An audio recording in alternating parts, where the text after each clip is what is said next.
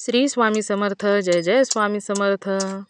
अनंत कोटी ब्रह्मांड नायक राजाधिराज योगीराज अक्कलकोट निवासी सद्गुरू श्री स्वामी समर्थ महाराज की जय.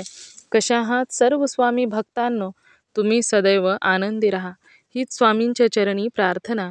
तुमच्या सर्व चांगल्या इच्छा स्वामी महाराज पूर्ण करोत आणि आजचा दिवस तुमचा आनंदात जाओ हीच स्वामींच्या चरणी प्रार्थना. प्रथम तुम्हा सर्वांचं खूप खूप मनापासून स्वागत आहे तुमच्या अनुभवांनी बनलेला भक्त आम्ही स्वामींचे या चॅनलमध्ये. मी शुभांगी पोळ तुम्हा सर्वांची खूप खूप आभारी आहे. श्री स्वामी समर्थांची भक्ती करत असताना अनुभव येतातच, त्याचबरोबर एक अदृश्य शक्ती, पॉझिटिव्ह शक्ती ही प्रत्येक भक्तांबरोबर असतेच. कारण श्री स्वामी समर्थांचे अनुभव करणाऱ्या प्रत्येक भक्तांना खूप सुंदर सुंदर स्वामींनी अनुभव हे दिलेले आहेच. आणि त्याचबरोबर एक आत्मविश्वास आणि कोणत्याही प्रकारचं जरी टेन्शन असेल तर त्यातून एक वेगळ्याच प्रकारचा अनुभव स्वामींनी दिलेला आहे. चला तर मग आज एका ताईंचा स्वामींचे भक्त करणाऱ्या एका ताईंचा आज आपण अनुभव शेअर करणार आहोत. तर त्या ताईंच्या आयुष्यामध्ये स्वामींनी कशा प्रकारे स्वामींनी मदत केलेली आहे, त्याचबरोबर त्या ताईंवरती कोणती अडचणी आली आणि त्यानंतर स्वामींनी त्यांना कशा प्रकारे अडचणीतून बाहेर काढलेला आहे. चला तर मग जाणून घेऊया त्या ताईंच्या शब्दामध्ये. ताई सांगायला सुरुवात करतात. समर्थ. स्वामी समर्थ ताई. अनुभव शेअर करायचा. हो हो हो. नाव सांगायचंय ताई. नाही नाही नाही नाही शेअर करते. आणि हे तुमचे जे अनुभव मी खूप हे आपले दादा आहेत ना, शिंदे दादा, हा त्यांचे जेव्हा मी ऐकले त्याच्या अगोदर पण तुमचे मी ऐकत होते अनुभव. आणि असा अनुभव आहे, मी स्वामी समर्थामध्ये झाले मला आता प्रॉपर मी आता 2-3 वर्ष झाली. आणि मी असे ऐकून होते. आणि माझी जाव वगैरे त्याच्यामध्ये जायचे वगैरे आणि तिचा प्रचंड स्वामींवर विश्वास वगैरे. आणि माझे मिस्टर म्हणजे त्यांना असं वाटायचं की काय देवदेव देवदेव करतात, सगळेच देवदेव करतात. आणि मी शंकराची त्यांचा विश्वास नव्हता देवांवर. नाही, त्यांचा विश्वास ह्याच्यासाठी नव्हता का तर ते जे काम करायचे ना त्याच्यामध्ये त्यांना म्हणजे खूप लॉस जायचं ते. अच्छा अच्छा. हा महिंद्रा मध्ये होते, सिमेंट कंपनीमध्ये होते, परत बीएससी मध्ये होते. आणि परत माझं एक फ्लॅट घेतलेलं ते गेलं, दुकान होतं ते गेलं. मग त्याच्यामुळे ना ते खूप कॅन्टीन मध्ये लॉस गेलं भरपूर. त्याच्यामुळे म्हणजे त्यांना विश्वास नव्हता. आणि त्याच्यानंतर आमचं लग्न झालं, छान आमचा संसार होता, आहे आता पण. पण थोडक्यात एवढी अशी नजर लागली ना, काही सांगू शकत नाही. म्हणजे एवढं माझं मिस्टर असं होतं ना की त्यांच्यावर एवढा विश्वास ना की मी माझ्या माहेरी जाणं येणं म्हणजे असं नव्हतं. आई वडिलांकडे, भाऊ बहिणीमध्ये जातं नाही. म्हणजे असं वाटायचं की हाच माझा भाऊ आणि हेच सगळं काय ते. म्हणजे मिस्टरांना सर्वस्व मानलं होतं. हो हो हो. आणि छोट्या मोठ्या गोष्टी ते पण मला सगळं सांगायचे. काय आहे, कुठे गेले, काय खाल्लं तुला, सगळं सांगायचे मला. आणि मी पण ब्युटिशियनचा जॉब करते. मला आता असं की मी 93 पासून जॉब करते. अच्छा अच्छा. हा. आणि मुलं झाली तरी पण मी जॉब करायचे. आणि उद्या डिलिव्हरीच्या आज मी सुट्टी घ्यायची. आणि 21 दिवसची मुलीला मी आंघोळ घालून मालिशवाली आंघोळ घालायची, 3 तास झोपायची, 3-4 तास झोपायची मुली. त्याच्यामध्ये मी एक क्लायंट करून यायची. तेव्हा थोडी मला परिस्थिती थोडी डाऊन होते. म्हणजे मिस्टरांचं जिथे तिथे हात घालायचे नाही, त्यांना लॉस व्हायचं. अच्छा अच्छा. हा. आणि मी त्यांना म्हणजे एवढी सपोर्ट करायची, मी आहे ना, माझे छान आहे ना, माझे क्लायंट आहेत. मग मी प्रायव्हेट करायला लागली काम वगैरे. आणि खूप मला त्याच्यामध्ये भरपूर क्लायंट वगैरे मिळायचे वगैरे. आणि मी जिथे तिथे क्लायंटकडे मी काय म्हणतात रिक्युरिंगचे पैसे भरायचे पोस्ट ऑफिसचे. ते जेव्हा जेव्हा त्यांना काम यायचे ना, म्हणजे तिथे टेंडर भरायचे, ते मी त्यांना पैसे ते द्यायचे. म्हणजे एकही पैसा मी माझ्या वाटीला कधी ठेवला नाही तो. मी म्हणायची काय करणार, पैसा ठेवून काय करणार ना, हे आपलंच घर आहे, सगळं आपलं. आणि माझे परिवार एवढे सुंदर आहेत ना, सगळे शिक्षक आहेत, माझं थोडं शिक्षण कमी आहे. मी छान आहे परिवार. म्हणजे माझ्या परिवार सारखं ना, मी म्हणते देवाने सगळ्यांना परिवार असा द्यावा. अरे वा. हा. सासू तर एवढी छान आहे ना, सुंदर आहे. म्हणजे तिच्यासारखं म्हणजे मला असं वाटतं की तिची जागा घेवावी. अरे बापरे. एवढी छान आहे सासू वगैरे सगळे आमच्या घरामध्ये छान आहे आणि हे पण छान आहेत. पण असं झालं ना आणि आमच्या ताईमध्ये सगळे आम्हाला म्हणायचे की राम लक्ष्मण म्हणजे राम सीता. राम सीता म्हणजे आमचं कधी कसं खटकलं ना तरी आम्ही असं दाखवायचं ना म्हणजे पटकन असं बोलणं चालणं वयचं वगैरे. आणि त्याच्यामध्ये मला प्रचंड राग होता. घरी करायचं, बाहेर करायचे, मी रात्री 2-2 वाजेपर्यंत क्लायंट करायचे. का तर यांचं काम कमी आहे ना. हो ना, हो ना. मग मी कामावर जोर द्यायची. दिवाळीला म्हणजे माझी दिवाळी दुसऱ्या तिसऱ्या दिवशी दिवाळीची पूजा करायची. म्हणजे लक्ष्मीच्या दिवशीच मी घरी असायची. त्याच्या अगोदर भरपूर क्लायंट करायची मी. अरे बापरे, म्हणजे मेहनती तुम्ही खूप आहात ताई. म्हणजे आता ते मला एवढं भावनिक होतं आणि तुमच्याशी मी बोलते ना असं वाटतं की मी स्वामींशी सगळं बोलते आणि मी किंजले दादांचे पण सगळे ऐकले तुमच्याबरोबर जे होते ना ते पण ऐकलंय. बाकी ते सुनीता ताई आहेत त्यांच्याबरोबर किंजले दादांचे प्रोग्राम होते ते ऐकत असते मी. पण बघा जिथे शेअर करायचं आहे तिथेच झालं. हो ना, हो. मग आज घरी कोण नाही, गावी गेले म्हणून मला दुपारी मी घरी आता 4च्या टायमाला मी जाणार जॉबला आणि मला मी आता करते तुमच्याकडे आणि दुसऱ्या ते रात्री 9 ते 10 की काय मग तेव्हा सगळे असतात मग करायला मिळत नाही ना. हो ना, आणि सतत मग मला असं वाटत होतं आणि तुम्ही एवढे छान पहिले तुम्ही स्वतःच्या आवाजात करायचा ते पण छान वाटायचं आम्हाला. पण आता तुम्ही एवढं छान पद्धतीने भरपूर मी ऐकले तुमच्याकडच्या तर मी आज 2 वेळा फोन केला मला चला जाऊ दे. नंतर असं झालं लॉकडाऊन मध्ये म्हणजे माझ्या धीराने मला वाटतं मी आता पूर्ण डिटेल सांगत नाही शॉर्टकट सांगते. आता तुमचे अनुभव ना बहुतेक लोक सगळे ऐकतात. हो त्याच्यामुळे आपलं कुटुंब महत्वाचं आहे ताई. हो. तर असं झालं की एवढं अनाज वगैरे आमच्या जवळच्या व्यक्तीने दिला आणि माझ्या मिस्टरांनी सगळ्यांना करोनामध्ये ना त्या सगळ्या पिशव्या तेलाच्या तांदळाच्या सगळं काय भरपूर सगळं दिलं म्हणजे सपोर्ट केला सगळ्यांना द्यायचं वगैरे. आणि एक वेळ अशी आली एक व्यक्ती आमच्या बाजूला आली आणि तिला पण केलं. मला सांगितलं की मी हिला ह्या लोकांना दिलं, रेंटवर राहतात त्यांना दिलं, असं केलं तसं केलं. मग ठीक आहे त्यांना दिला काय झालं बरं झालं सगळ्यांना दिलं. हो ना. त्याच्यानंतर आमच्या बाजूला ती व्यक्ती राहायला आली. त्याच्यानंतर म्हणजे यांना पहिला आमचा रूम द्यायचा होता त्यांना रेंटनी पण ते दिला नाही आता तो विकला गेला. मग नंतर हळूहळू ना माझ्या एकदम शेजारी आली. तर मला सांगितलं की ती व्यक्ती बरी आहे, 3 मुलं आहेत, नवरा असा आणि खूप छान साफसफाई करते आणि मी ना खूप स्वच्छता हवी मला म्हणजे कोण माझ्या घरी पावसाळी पण आलं ना मी बालदी ठेवते बाल्कनी की बाई तुम्ही पाय धुवाडी घरी या असे घाणीच्या पायाने येऊ नका. तर मी हमेशा ते माझ्या ओट्यावर पाणी ओतणं वगैरे सगळं आणि मग मला हे म्हणायला लागलं की बरी आहे कोण नाही आहे तिचं सासू लांब राहते हे आणि मी कधी असं इंटरफेअर केला नाही आणि माझे मिस्टर क्लास वगैरे घ्यायचे आणि आमच्या क्लासमध्ये आणि घरामध्ये सुंदर सुंदर पोरी यायच्या मी कधी असं त्यांच्यावर शक केलाच नाही. आपण काय करणार आपण पण जॉबला जातो. हो ना. एक विश्वास असतो. हो ना. मग असं काही नाही मग मला ते त्या बाईने मला काय केलं सतत ना भाजी द्यायची.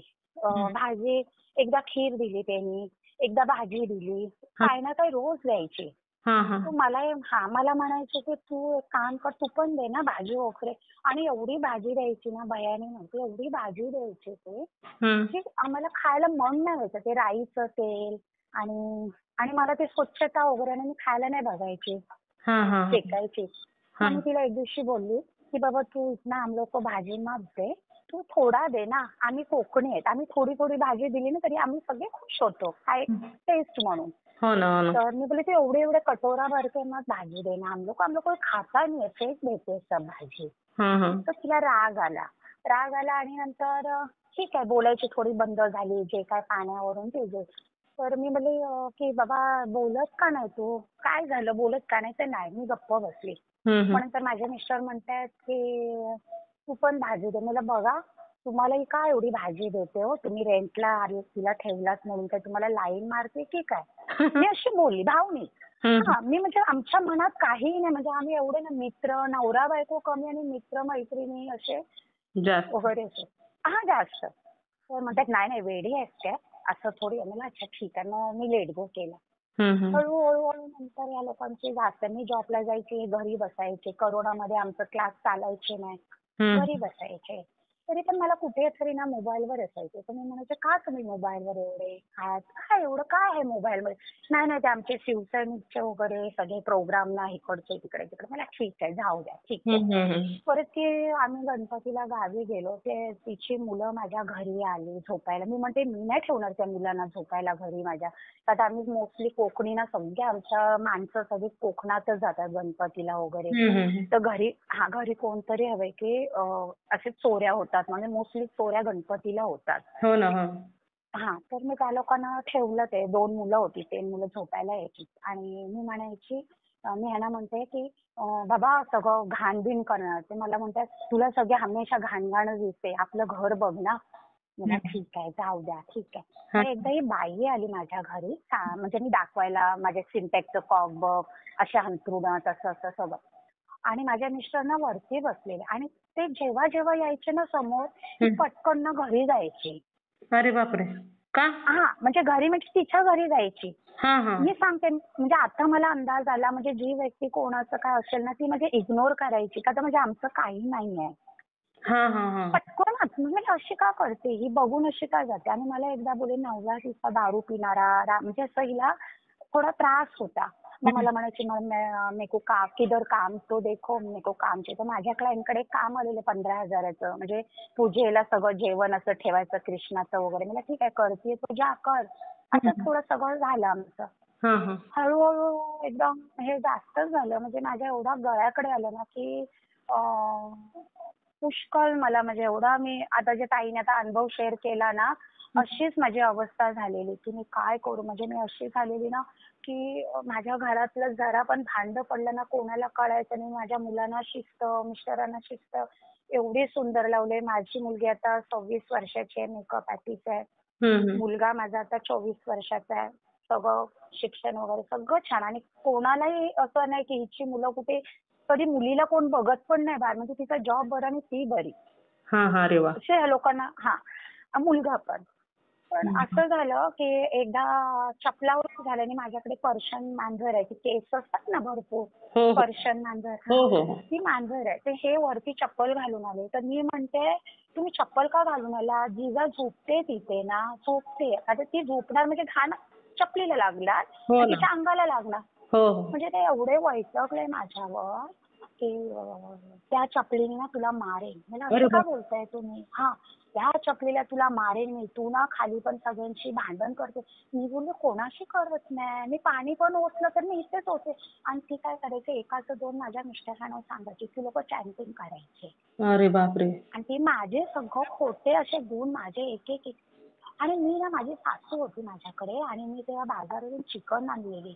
मी एवढी रडली. मला जा मी जेवण करत नाही. म्हणजे 28 वर्षामध्ये एकदा बोलली मी जेवण करत नाही. तुम्ही बाहेरून जेवा. मी नाही करत जेवण. आणि मला एवढं भरून आलं ना की मी मुलीला फोन केला. मी माझी मुलगी ऑर्डरला गेलेली. मग ते काय झालंय मम्मा झालंय का. मला काय नाही रुद्राक्षी तू घरी ये. मग सांगते. मग घरी आले. जेवण केलं मी सगळं नॉनव्हेज सगळं जेवण केलं. सासूला जेवण दिलं आणि सगळं. आणि म्हणते मम्मी काय झालं. मी घाईघाईने आले. झालं काय. मला असंच झालं. पप्पा मला असे का बोलले. आणि त्या व्यक्तीचं सारखं नाव का घेतात. त्या व्यक्तीचं असं का घेतात. तर माझा मुलगा म्हणतोय पप्पा तिचं नाव तुम्ही सारखे घेता. काय प्रॉब्लेम काय आहे. काय प्रॉब्लेम आहे. म्हणते नाही काय नाही मी असंच नाव घेतलं. काय नाही पाणी जातं. ती म्हणते मम्मी पाणी खाली होतं तिच्या टपामध्ये भांड्यामध्ये पाणी जातं. मी बोलले तिच्या भांड्यात पाणी जात नाही. तिच्या हंडे आतमध्ये पाणी भरते. मी फक्त ओट्यावर पाणी ओतते. मी मशीने चढवते पाणी. ते झालं ठीक आहे. माझा मुलगा बोलला पप्पा तुमचा नवीन मी फोन घेतला त्याच्यामध्ये त्या बाईचा फोटो काय आहे. अरे बापरे. सापडले. फोटो काय. मग मी एवढी भडकली ना म्हणजे ते भडकणं म्हणजे जास्तच झालं. पण मला ते माणसं म्हणतात ना अति राग नसावा. माणसाला अति राग नसावा. ऍक्च्युली मी हळूच काय सगळं घेतलं असं ना हळूच मोबाईल वगैरे सगळं हळू ते पूर्ण मला कॅच झालं असं. ठीक आहे जाऊ द्या. नंतर खूप झालं. मग मी बोलले ह्या व्यक्तीला तू ठेवलेस ना म्हणजे तुम्ही ठेवलात ना ह्या व्यक्तीला इथून काढ आता. मला ही व्यक्ती माझ्या समोर नको आहे. फोटो आहे म्हणजे जरूर काहीतरी पुढे प्रकारानेच गेलंच असेल. नक्कीच प्रॉब्लेमच होऊ शकतो आणि असेल पण कदाचित. हा. मी बोलले तुझी बायको आहे आणि असं काही नाही, मी सुंदर आहे, कमवते, सगळं काय आहे, सगळं तुला टायमात भेटते, सगळं टायमात भेटतं आणि तू असं काय आहे त्या बाईकडे. मी बोलली जाडी आहे, खूप विचित्र आहे ती बाई, असं बोलू नये. मी दुसरं मेडिटेशन चालू केलंय. म्हणजे तिला असं काय आहे. पण मी असं ऐकलंय ना ताई, माणसाची ना गोड बोलणाराची ना मिरची पण विकल्या जाते, कडू बोलण्याची मध पण विकल्या जात नाही. हो ना. हा. तर मला ठीक आहे. मग माझं रडून एवढे हाल झाले, मी बारीक झाली, जेवायची नाही, थोड्या गोष्टीवरून वाद घालायची. तुम्ही बाहेर जाताय, तुम्ही तिलाच भेटताय, आणि ते व्हायचं माझ्या पुढे. आणि ह्याच्या खिशामध्ये ना तंबाखूच्या पुड्या भेटायच्या, गुटख्याच्या भेटायच्या, जबरदस्तीनं ते बाहेर जाऊन फोन करायचे बाहेर जाऊन. मग मी एकदा बोलले तुमच्या खिशामध्ये एवढे का भेटतात, तुम्ही तर खात नाही. मग ते बंद केलं, मग तंबाखूचं चालू केलं. एनिमी आता ते खूप झालं, जाऊ द्या, मरू द्या, मोठं आहे. त्याच्यानंतर माझी जवळची व्यक्ती म्हणायला लागली तू स्वामीचं कर. पण मी क्लायंटकडे जाते, क्लायंट आपापले बोलायचे तू इथे जा, तुला झालंय काय. आम्ही पटकन रडायची त्या लोकांना. मग कळायचं तू कभी रोने वाली नहीं है, तूने इतना ये सब किया है, कभी रोई नहीं, तो इतना क्यों, क्या ऐसा हुआ है. आणि मी भोळ्यापणाने ना म्हणजे असं बोलायची ऐसा क्या बात कर रही है, वो तो देखो 1-1 बजे लेने को आता था, ऐसा हो ही नहीं सकता, ऐसा नाही. ठीक आहे. त्याच्यानंतर माझी क्लायंट डॉक्टर आहे, सायकोलॉजी, तिच्याकडे बसली, त्यांना घेऊन गेली. पण तिने कॅच केलं, अखेर ती माझी क्लायंट ना, कॅच केलं तिने. ती असं तिने सवाल केला की फिर इसके साथ शादी क्यों किया, कमाई के लिए किया, काय के लिए किया. तो नहीं, मैंने इसको बहुत मान दिया, सम्मान दिया, ऐसा किया वैसा किया, मैंने सिर्फ उससे दोस्ती किया, ऐसा कुछ मेरा ऐसा कुछ भी नहीं है, कुछ भी नाही आहे. पण मी खूप माझ्या म्हणजे अवस्था एवढी खराब झाली ना, जेवायची नाही, जेवण करायचे सगळं मी भांडायची, जेवण करायची, पण मी स्वतः ग्रहण करायची नाही. ह्या लोकांना सगळ्यांना द्यायची. आणि मी थोडं भांडण केलं ना, ह्या माणूस ना नाटके करायचा, म्हणजे घराच्या बाहेर जायचा, दारू प्यायचा. अक्षरशः एवढा काही माझ्या मुलावर परिणाम झाला. आणि मी आता मी माझ्या जावेशी मी बोलायची, तिच्याशी मला ब्लॉक करायला लावलं, माझ्याबद्दल एवढा घाणेरड्या शिव्या, जो माणूस शिव्या न देणारा शिव्या द्यायला लागला, एवढा विचित्र वगैरे. आणि मी एकदा मीटिंग घेतली सगळ्यांनी, माझ्या सगळ्या दिरांमध्ये. मग माझ्या दिरांनी विचारलं तुला काय करायचं. मला माझी 2 मुलं आणि मी. माझ्या मिस्टरांना मी कुठे गेलो, मी काय करणार. म्हणजे तुम्ही तुमचं बघा ना. माझी मुलं आणि मी 2, याला काय करायचंय ते बघा. आणि म्हणजे असं हे मी बोलली. नंतर मग गप्प बसले, नाही असं झालं, जर होतं ते वादळ आलं आजच्या उद्या. आज त्या वादळाला 2 ते 3 वर्ष झाले, वादळ तिथेच आहे. आज पुढे पण जात नाही आणि पाठी पण जात नाही.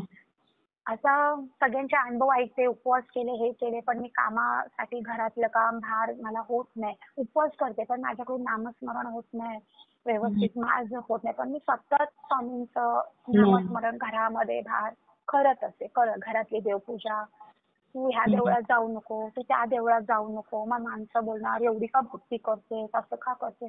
अरे माझी मर्जी. हो ना. माणूस देवाकडे का जातो. आता कुठेतरी त्याला धोका भेटतो म्हणूनच देवाकडे जातो. नाही म्हणजे देवाकडे जातात नाही, त्यांची मन साफ नसतात. मग मी बोलली तुमची मन साफ आहेत का, तुमचं मन साफ आहेत का. तर गप्प. माझे घरातली माणसं जातात. मी बोला मग त्यांची मन खराब आहेत का, मग ते देवाकडे जातात. गप्प राहायला म्हणजे मी टोकत जायचे प्रत्येक शब्दावर. मग मला तू थांबवू नको. मग मी आता नोव्हेंबरला की डिसेंबरला स्वामींकडे जाऊन आली, अक्कलकोटला वगैरे. मूर्ती आणली, त्या मूर्तीचं मी सगळं पूजा. त्याच्या अगोदर यांनी नाटक केलं, दारू पिऊन पूर्ण घरातल्या देवारातले सगळे देव कोणात ठेवले. अरे बापरे. उचलून. मग मी देवाला एवढंच बोलली, याला ज्ञान नाहीये, ह्या माणसाला काहीच कळत नाही. स्वामी बाबा ह्या गोष्टी, ह्या माणसाला तू माफ कर. आणि मी आता सगळे देव उचलले, ड्रॉवर मध्ये ठेवले आणि मी अक्कलकोटला गेले. मी मूर्ती आणली अक्कलकोटवरून, स्वामींची आणली. त्याच्यानंतर माझ्या मुलीने फोन केला की मम्मी सगळे देव बाहेर का ठेवले. मला बेटा असं असं झालं. त्यांना परत त्यांनी काय म्हणतात ते ह्याच्या पाण्याने दुधाने सगळ्या मूर्तीला पंचामृताने गोमूत्राने. हा, पंचामृताने सगळे मी धुवून सगळे देवांना लावेल. सगळं तिला पूजा करायला लागली. गुरुवारचे उपवास केले, 11 केले. ते सगळं व्यवस्थित झाले माझे. आणि प्रत्येक गुरुवारी भांडण व्हायचं, ते पण मी लेट गो करायची. आणि हमेशा गुरुवारी भांडण व्हायचे, मी नामस्मरण करायचे, ह्यांना चीड यायची. इतकं काही मोठं खूपच आहे. आणि त्याच्यानंतर मला एक अनुभव सांगते तुम्हाला. स्वामीने एवढा अनुभव दिला मला, ज्या गोष्टी होत्या मी ते पण आता ओपन करत नाहीये. पण मी प्रत्येक बाईला म्हणते, स्वामी कशाने कशा रूपातून आपल्याला हेल्प करतातच करतात, मदत करतात. मग ती गोष्ट मला सापडली. ती गोष्ट मी बोलली, हे का गोष्टी देतात? तर नाही, तुझ्यासाठी. मला माझ्यासाठी आमचे प्रश्नच येत नाही. 2-2.5 वर्ष आम्ही बोलत नाही, तर माझ्यासाठी काय आहे? त्याच्यामुळे पकडल्या गेला. मुलीला पण चढवलं, मुलाला चढवलं की तुमची मम्मी अशीच आहे, तुमची अशी आहे मम्मी, तशी आहे तशी, खूप माझ्याबद्दल. त्याला ठीक आहे. आणि नंतर माझ्या मुलाला पण चढवलं. माझ्या मुलाने स्वामीचं पुस्तक मी वाचायची ते फाडलं की तू इथे जाऊन तू काय नाटक करतेस, तू आई नाहीयेस, तू अशी आहेस, तू तशी आहेस. पुष्कळ रडले. हा, स्वामींचा फोटो घेऊन मी खूप रडले की स्वामी बाबा असं का होतं, हे का? म्हणजे त्याच्यानंतर माझ्या कुटुंब जे आपला अभिमान असतो तेच संपूर्ण विस्कटलं आणि एकच असं म्हणजे चुकीचा व्यक्ती समोर झाला की सर्वांनी ब्लेम करायला सुरुवात केली.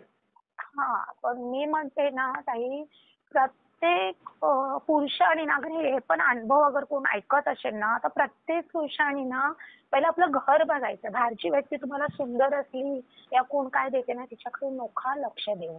हो ना, हो ना. खरोखरच खूप छान मेसेज आहे ताई. हा, आणि ती गोष्ट अशी आपल्याला की कुठल्या जागी घेऊन जाते ना, त्या व्यक्तीला कळत नाही. हो ना, हो. आणि दुसरी गोष्ट असं आहे, त्या माणसाला मी देवळात गेले, अमावस होती. देवळात डिसेंबरला, आता ते मला आठवत नाही. आणि महाकाळीच्या देवळात घेऊन गेली आणि महाकाळीला असंच हे केलं. आणि मला काही पकडता येत नाही. माझ्यासाठी फोन ब्लॉक केले सगळे, म्हणजे ते व्हॉट्सअप वगैरे चेंज केलाय, मी बघू शकत नाही. हे सगळं मग ते माणसाला कळतं ना की मी ओपन करू शकत नाही. जे पहिला होतं ते नाही, आता नाही. ते कुठेतरी माझ्याकडे डोक्यात होतं ते. हा, नंतर असं झालं की मुलाने माझं ते पुस्तक फाडलं. 2 दिवसांनी त्याला ना बाथरूमच्या जागेवर ना त्रास व्हायला लागला त्याला. अरे बापरे. हा, 2-3 दिवस झाले त्याला संडासला एवढं होत होतं आणि त्याला ना असं गाठीसारखं वाटायला लागलं ताई. हा अनुभव मी कोणालाच सांगितला नाही. मी आज तुमच्या म्हणजे हे कसं आलं काय मलाच माहिती नाही, लक्षात पण नव्हता. आणि त्याला डॉक्टरकडे दिलं. म्हणजे तो सारखा जात होता बाथरूमला. काय झालं म्हणजे मला छोटीशी ना पुळी आली, काहीतरी असं वाटतंय. म्हणून तू बघ ना, हाताने बघ ना. एवढाच मुलगा लागणार ना आईला बोलायला. हो ना, हो ना. मग एका डॉक्टरकडे, ह्यांना पण बोलली की जा तुम्ही पण जा डॉक्टरकडे आणि ह्याला पण घेऊन जा. औषध दिलं. पण नंतर मी स्वामींना गाऱ्हाणं घातलं की स्वामी बाबा, त्या मुलाने लहान होतं, माझ्यामुळे त्याला प्रॉब्लेम झाला, रागाच्या याच्यामध्ये तुमचं पुस्तक काढलं, त्याला माफ करा, क्षमा करा आणि त्याचं सगळं व्यवस्थित होऊ द्या. त्याचं जे काय दुखणं आहे ते व्यवस्थित होऊ द्या. 2 की 3 डोस घेतला आणि ते सगळं ठीक झालं त्याचं. अरे बापरे. हा, आणि माझी मुलगी बोलली, बघ तू स्वामींचं पुस्तक काढलंस ना, स्वामींनी तुला शिक्षा दिली, संकल्प बघ, तुला स्वामी बाबांनी तुला शिक्षा दिली, असं करू नको आणि चल मठामध्ये, इकडे पार्ल्याच्या मठामध्ये चल. तो गेला मुलगा, त्याच्यानंतर त्याचं न गेलं. अरे बापरे. म्हणजे तो पण आला स्वामींवर, त्याचा विश्वास बसला ताई. विश्वास बसला. पण असं आहे ना की अशी कुठेतरी शक्ती आहे ना की आम्हाला ना पुढे वाढून जात. आणि आम्ही नवरा बायको बोलायला लागलो ना व्यवस्थित, का ह्या तिच्याशी बोलला ना का भांडण दुसऱ्या दिवशी होणार. अरे. हा, आणि ती व्यक्ती अशी आहे की कॉन्टॅक्ट मध्ये आहे. पण मी आता अशी दाखवते, मी मेडिटेशन एक चालू केलंय, त्याच्याने मी खूप शांत झाले. मला आता त्याच्याशी लेट गो करते मी. मुलांना वाटतं आता भांडण होणार, ह्या काहीतरी काढणार. म्हणजे तू मी कपडे इस्त्री करणार का, मी बाहेरचं बघणार, काम करणार, कपडे. मला हा करा तुम्हीच म्हणता ना छोट्या मोठ्या गोष्टीवर लक्ष देऊ नका. मग मी नाही देत आता, आपल्यालाच करायचं. म्हणजे मी आता प्रेमाने घेते. मुलं पण आता एवढी खुश आहेत ना. आणि मेन गोष्ट काय झाली, मी खूप टेन्शन मध्ये होते. स्वामी बाबाला म्हणते, बाबा मी तुमचं सगळं करते, माझ्याकडून काय चुकी होते, मला मार्ग दाखवा ना तुम्ही खरंच मला मार्ग दाखवा की मला ना आतून शांत व्हायचं. आणि मी सगळे अनुभव बघत होती ना, ते रेखीचं आलं माझ्या पुढे. हा हा हा. मेडिटेशन रेकी आले आणि मी ते जॉईन केलं. त्याच्यातून मला एवढा अनुभव आलाय आणि मी प्रत्येक त्या लेक्चरमध्ये माझ्या स्वामी बाबांचंच नाव घेऊन बसते आणि ती लोक सगळे हैराण होतात. आणि पहिले मला 15 दिवस माझे म्हणजे नेट चालत नव्हतं आणि जेव्हा स्वामी बाबांचं गाराणं घातलं मी बोलली मी पैसे भरलेत, मी फुकट नाही शिकत आहे बाबा, पैसे भरलेत आणि मला हे अटेंड करायचंय. तिथून ते 3rd डिग्री पर्यंत माझं सगळं लेक्चर व्यवस्थित झाले. अरे वा. हा आणि आता मला एवढा हे आहे ना, पण कुठेतरी ना ह्या माणसाला त्या व्यक्तीने ना काय केलं ते परमेश्वराला माहिती. त्या आई असणार, दादा असणार की प्लीज तुम्हाला मी हात जोडून विनंती करते, बाहेरचे नाम नका लावू तुम्ही. घर खूप प्रचंड आपला परिवार, मुलांवर एवढा परिणाम होतो की आता माझा मुलगा 24 वर्षाचा आहे, कामाला जायला बघत नाही का तर मम्मी पप्पाचं भांडण होणार, कामाला जात नाही, घरी बसला. तर ते स्वामींना सांगायचं ह्याला बुद्धी द्या, कुठेतरी कामाला चांगले चांगले जॉब येतात त्याला, तो घर सोडत नाही. नाही त्याने कसं लहानपणापासून तुमचं एक सुंदर कुटुंब पाहिलं ना ताई. खूप सुंदर, खूप आणि सुंदर. म्हणजे आता अचानकच असं एकदम विस्कटलेलं कुटुंब पाहिल्यानंतर त्याला टेन्शन येतं की आपण इथून पुढे जर गेलं कुठं तर त्यानंतर ना इथे काय होईल पाठीमागे, या गोष्टीनेच तो म्हणजे जाणं नको म्हणतो ना. आणि काय माहितीये, मी अगं झालं ना भांडण, मी लेट करून ना मी माझ्या कामाला जाणार, मी काय करणार. आणि आजला ताई ह्या माणसाला टेंडर एवढं छान भेटले ना, टीचरचं वगैरे. आमचे बीएमसीचे टेंडर आहे, टिटवाला क्लास चालतात. एवढं छान आहे ना की त्याला पण तो माणूस पाय मारणारा आहे. म्हणजे हे तुझ्यामुळे होतं, म्हणजे तो मला मध्ये ठेवणार, हे काय झाले तुझ्यामुळे, हे काय झाले तुझ्यामुळे. आणि माझ्या मुलाला विजा कंपनीमध्ये जॉब आलेला, फॉरेनची कंपनी होती, छान पेमेंट होता, मला वाटतं 25-30 कडे असणार. त्याला सगळे कागदपत्र घेऊन जायचे होते त्याला. टायमिंग छान होता, तो तयार होता. त्या मुलाच्या आडाला की तू जॉबला लागल्यावर मला कोण हेल्प करणार. अरे चा. हा, त्याच्या तेच डोक्यात बसले. आता तो म्हणतो मी जॉबला जाणार नाही. अरे अरे अरे. नाही तुम्ही आता ते मला मोठं टेन्शन. स्वामींनाच प्रार्थना करा ताई तुम्ही की त्याला बुद्धी द्या, त्याला जॉबवर लावा. त्याचं पुढचं आयुष्याचं काय? मग तेच मी म्हणते, तुझा पप्पा तुला देणार सगळं, पण तुझं पुढचं तुझ्याकडे येणारी व्यक्ती कशी येणार, काय बघून येणार. हो ना, तुझं पुढच्या आयुष्याचं काय? तो म्हणतो माझं काही तुम्ही टेन्शन करू नका, मी माझं करणार. अरे मी पण माझं बघेन. कसं करणार? संधी येऊन गेल्यानंतर कसं करणार तू म्हणून? खूप टेन्शन. म्हणजे आता ना मला असं वाटतं ना, माझं टेन्शन जे आहे ना ते लेट, आता आपण 50 वर्षाचं झालं, आता देवाकडे फिरायचं, देवाचं. आणि मी आता खूप ना ताई स्वामींमध्ये असते, जाते इकडे केंद्रामध्ये, शंकराच्या देवळात जाते, जे काय माझ्या मनाने मी आता ना खूप करत असते. आणि मी जे कमावलंय ना, माझ्या मुलांमध्ये, मिस्टरांमध्ये सगळं काय केलं, मी एकही पैसा ठेवला नाही माझ्याकडे. पण मी म्हणते प्रत्येक व्यक्तीने एवढे, तुम्ही म्हणतात ना की जास्त अतिप्रेम पण ते घातक असतं. एवढं मनावर. मी माझ्या मुलीला पण म्हणते, आज माझी मुलगीला मी एक दुसरा अनुभव सांगते. माझ्या मुलीला एक मेकअप आर्टिस्ट आहे, ब्राईड वगैरे करते ती. आणि मठाच्या बाजूला आम्ही मठामध्ये गेलेली, म्हणते मम्मी मला हे क्लायंट ना लग्नाचे करायचे आहेत. आणि दुसरी एक व्यक्ती होती, तिने एंगेजमेंटचे ना हिला खूप कमी दिले होते पैसे, पण म्हणते मम्मी मला परत हिने लग्नाची ऑर्डर दिली नाही, आता काय करू. मी अगर तुला करायचे असतील तर कर, स्वामींचं नाव घे आणि कर. हो ना. तिला ते 80,000चं काम भेटलं ताई. अरे वा. हा, ब्राईड वगैरे सुंदर तिचं नाव केलं, सगळं मस्त केलं तिने आणि छान केलं तयार. मग तिला बोलली तू ह्याच्यातले जे काय तुला काय करायचंय ना, तू स्वामींच्या मठात हे करू नये.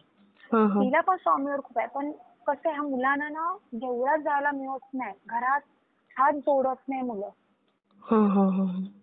जे एवढे धार्मिक आणि एवढे छान घरामध्ये पूजा करणारे, मुलगी करायची, आता होत नाही. आता का होत नाही. आणि मी एवढं मेडिटेशन पण करते. आता काल स्वामींकडे जायचं, तिसरा अनुभव. माझ्याकडे एवढ्या साड्या की मला सगळं करते मी, जेवण, चायनीज, सगळं नॉनव्हेज सगळं करते, पण मला साडी नेसता येत नाही. घेते, कबड खोलते, साडी घेते, नाही कंटाळा आला का ड्रेस काढणार नाही गेला. मग मला मठातल्या बायका म्हणतात, हं. अगं ताई, गुरु येणार आहेत आपले, साडी नेसूनच पुढे जायचं असतं, बरं वाटत नाही ड्रेस घालून. का नेसत नाही? आम्ही सगळ्या साड्या नेसतो, किती छान वाटतं. जाव म्हणते, साडी नेसायची गं, छान वाटतं. आपण देवळात जातो, मम्मी लेट गो करायची. आणि आता प्रगट दिवसाच्या दिवशी साडी काढली आणि ती साडी सुंदर. मला स्वामी, मला यायचंय तुमच्याकडे, मला साडी नेसता येत नाहीये, हं, हं. मला साडी नेसता येत नाही. मी किती जणांना बोललो ना साडी नेसवायला, आपल्या स्वतःलाच कसं वाटतं ते ना, हो की ना. साडी मला पदर द्यायला.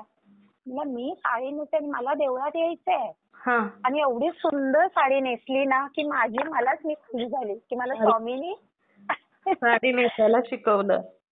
हा. आणि मला आता मी 3 दिवस एवढी खुश आहे ना की मी साडी नेसताना आता रोज गुरुवारी, मंगळवारी आणि शनिवारी मठात जायचं असतं ना, तर साडी नेसून जाणार. अरे वा. म्हणजे माझं एवढंच बोलणं आहे की प्रत्येक बाईनी स्वामीला सोडावं ना. त्या बायका सगळ्या म्हणतात ना मी रागाने असं केलं, असं नसतं. ते आपल्या पुढे येते ती अडचण. हो, हो, हो. आणि टेन्शन मध्ये माणसाला नाही हो एवढं काय करावं, काय एवढी बुद्धी चालत नाही ना. आणि एवढा सुंदर संसार विस्कटल्यानंतर कोणतीच स्त्रीमध्ये संयम राहील ताई. खूप हो. खरंच मला असं वाटतं ना आता प्रत्येक व्यक्ती. आणि आता ना कल्चर असंच आहे, काहीच बोलू शकत नाही. हो ना, हो ना. पण आताची जी मुलं आहेत ना त्यांना काही फरक पडत नाही, पण जे आपल्या वयाचे आहेत ना हां, हां. त्यांना खूप फरक पडतो. की असं वाटतं ना बाई धन दौलत नको आहे, हो पण ना. आपला व्यक्ती आपल्याकडे असलं ना तेच सगळं आहे. दागिने, संसार, सगळं घर-बीर तोच आपला आहे. पण तेच नसेल ना तर सगळं आपल्याला अधुरं वाटतं ते. हो, हो, हो. आणि ते तर खरं प्रेम असतं ताई. जिथे निस्वार्थी प्रेम असतं ना, तिथे कोणत्याच धनसंपत्तीची, पैशाची, वैभवाची आशा नसते ताई. हो. पण मला असं वाटतं ना की नाही, प्रत्येक बाईनी ना उभं राहावं. आणि भले नवरा किती पण प्रेम करणारा असेल ना, पण कुठेतरी 5-10 हजाराची नोकरी करावी. हो, हो, हो. खूप छान विचार आहेत ताई. असं. चला मी ठेवते. स्वामी समर्थ.